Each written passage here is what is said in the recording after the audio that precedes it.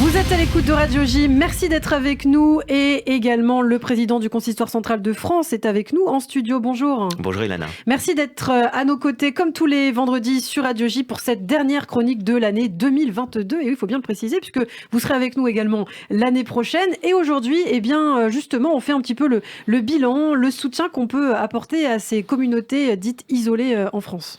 Exactement Ilana, c'est la dernière chronique de 2022 comme vous l'avez rappelé et chaque semaine nous sommes revenus sur un événement de la semaine et effectivement je tenais à revenir sur la réussite de l'événement que nous avons fait la semaine dernière, dimanche dernier, ce dimanche, pour l'allumage de la 8e bougie de Hanouka que nous fêtions avec des communautés juives qu'on dit isolées parce qu'effectivement elles sont dans des territoires où il y a moins la possibilité de développer un judaïsme d'une façon aussi forte, aussi puissante peut-être que dans les grands pôles de la communauté juive, les grandes régions, mais je voulais les mettre à l'honneur parce que nous avons passé un moment remarquable avec les jeunes de la Chazak.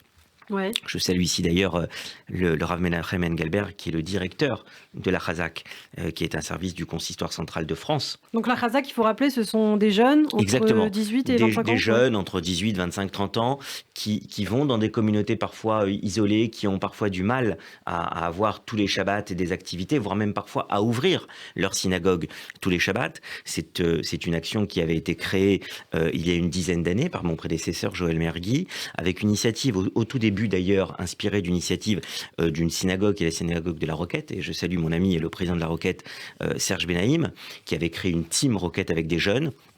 Et donc, je salue le Rav Menachem Engelberg, qui est le directeur qui travaille donc à nos côtés sur ce projet.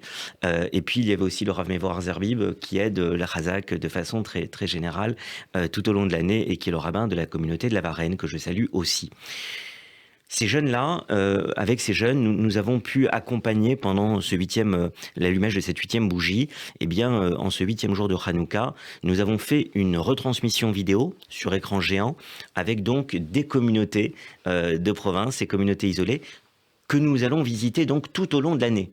Et donc c'était très émouvant de les voir, parce que certaines, je vais les citer ici, si vous me le permettez quand même, Amiens, Angers, Bastia, la Corse aussi, qui est toujours vivante et active, Brest, la Bretagne, Caen, la Grande Motte, l'île de la Réunion.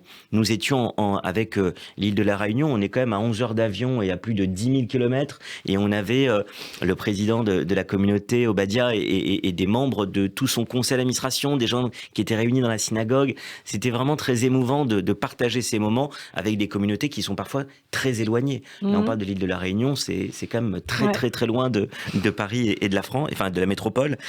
Donc la Réunion qui était avec nous, Lunéville, Menton, là on était vraiment dans le sud, on voyait presque des palmiers à l'arrière de la synagogue, à l'extérieur de la synagogue, Sète, Troyes et Vichy. Donc voilà, c'était un moment important, et donc c'est pour ça que je voulais qu'on axe cela. Oui, bien sûr, tout au long de l'année, Ilana, puisque vous avez dit que c'était un peu un bilan, on arrive à la fin de l'année 2022.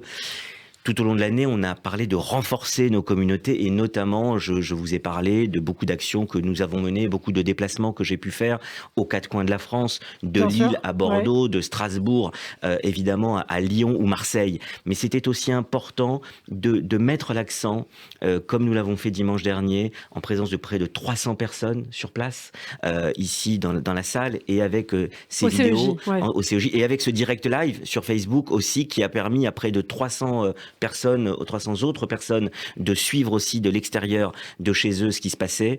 C'était important de mettre l'accent sur ces petites communautés. Vous connaissez mon engagement pour toutes les communautés juives de France, pas seulement les communautés dites importantes, toutes les communautés de France, elles sont toutes aussi importantes les unes que les autres, et j'allais dire que si on a un travail aujourd'hui à faire majoritairement, c'est de renforcer bien sûr le judaïsme, l'étude de la Torah, les activités que nous pouvons proposer dans le domaine culturel, dans le domaine social, dans tous les domaines de la vie juive, dans ces grosses communautés, mais aussi d'aider avant tout les petites communautés à maintenir le judaïsme vivant. On avait appelé cet allumage de la semaine dernière avec le Concert de France, et le Grand Rabbin de France en a parlé quand il a pris la parole dans un message diffusé en direct. Il allait prendre un avion, il nous a parlé en direct ce jour-là.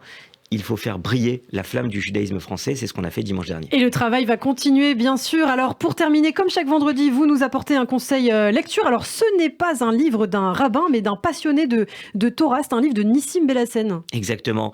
Un jeune homme qui est venu me trouver, avec qui on a discuté, qui m'a fait découvrir son ouvrage qui est sorti tout récemment. Nissim Belassen, c'est un ingénieur. Il est ingénieur en génie industriel, spécialisé en finance et passionné de l'étude de la Torah, du Tanakh. Il fait ses commentaires ici un livre très pointu, sur le Chumash, mais très accessible aussi.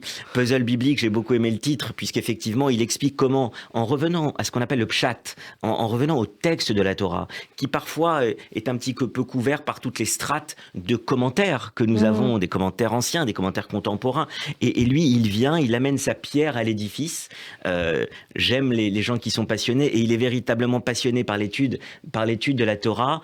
Et donc, effectivement, il nous amène de façon... C'est pas évident d'arriver à 30 ans et de dire, voilà, je vais vous donner un livre sur mes commentaires de la Torah. Il y a à la fois quelque chose d'immodeste. Et il fait preuve, toutefois, d'une grande humilité. Il dit, voilà ce qu'est mon livre, voilà ce qu'il n'est pas.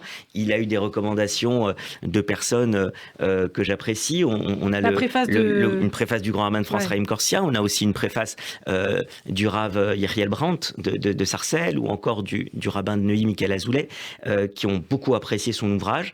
Il nous rappelle, à travers parfois même des explications sur une lettre, parfois même une cantillation d'un mot, sur un verbe, sur l'utilisation d'une partie de la Torah pour nous faire découvrir le secret ou la lumière d'une autre partie de la Torah. Il nous rappelle beaucoup de choses avec des personnages qui sont remarquablement travaillés, expliqués.